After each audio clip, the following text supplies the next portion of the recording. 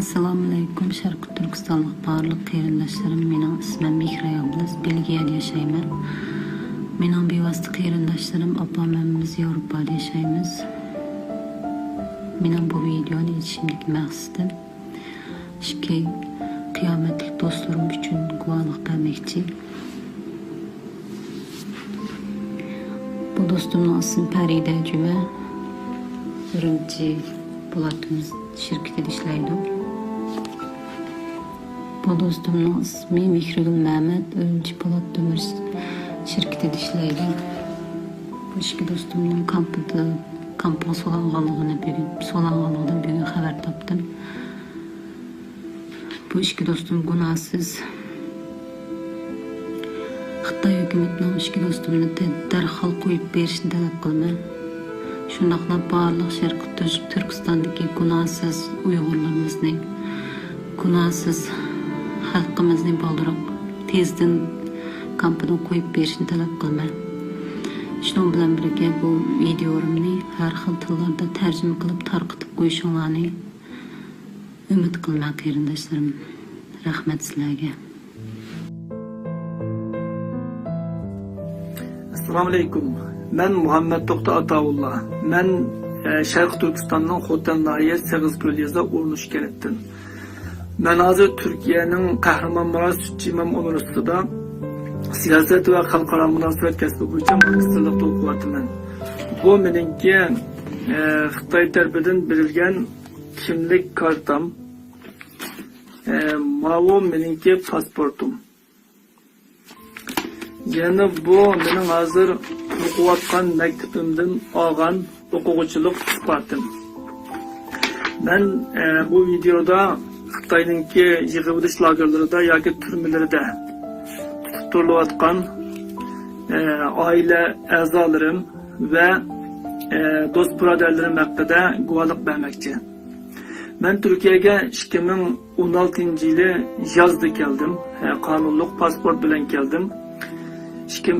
Bir mevsim tayyorlik qilgandan keyin 2017 yılı 2. ayda hozirgi maktabga qabul qilindim. Ben Türkiye'ye kelgandan keyin 2017 yılı 3. ayda benim en küçük ukam 22 yoshlik Mehmet Ataullah Xitoyning yig'ilish lagerlariga sulandi. Hozirgacha shu yerda tutib turilyotdi. Şu yılı 8. ayda, yani 2017 yılı 8. ayda yeni bir ukam Mehmet Ali Ataullah 28 yaş. Bu tutup getirgen hazırmış şu yerde.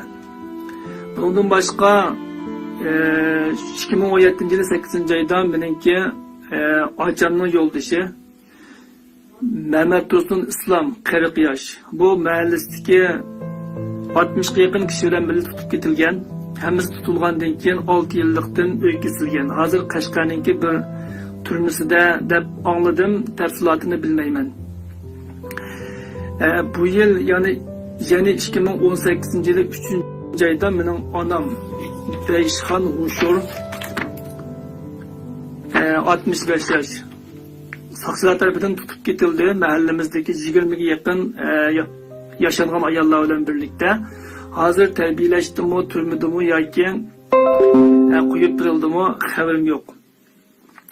Çünkü meningki ailem bilan bo'lgan bütün buna aloqam 2018 yılı 5. aydan boshlab tamamen üzüldü. Mening ailemde hozir 70 yaşlık dadam Ataullah İbrahim, 35 yaşlık Açam Tursunnisa Ataullah, 26 yaşlık Abdümecid Ataullah ve 24 yaşlık Abdüqahar Ataullah qatarlıq Açam, dadam ve ukulurum. Bundan başka ailemizdeki kililler, nevriler muşlar qilib qoldi.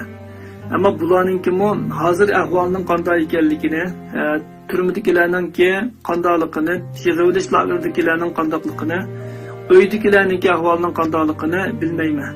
Deb o'tgandek aloqam tamamen üzüldü. Ben bu yerde yeni bir tane tizimlik hazırladım. Bu tizimlikte 42 adamınki ismi var.